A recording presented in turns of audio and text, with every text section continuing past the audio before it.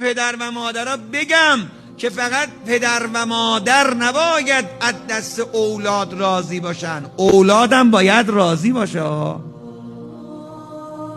ظلم به بچه هاتون نکنید، فرق بین بچه هاتون نگذارید، تحقیرشون نکنید، تنفر در دلشون ایجاد نکنید، با کسی مقایسهشون نکنید، توبیخشون نکنید، تحقیرشون نکنید، تهدیدشون نکنید، تربیتشون کنید.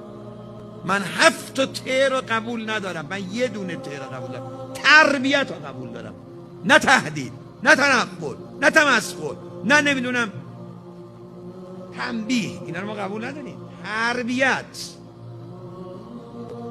پدر بشینه با آبروی بچه بازی کنه جلو خاله و عمه و دایی، آدم این دردشو به کی بگه؟ تو پدری با دست خودت بچه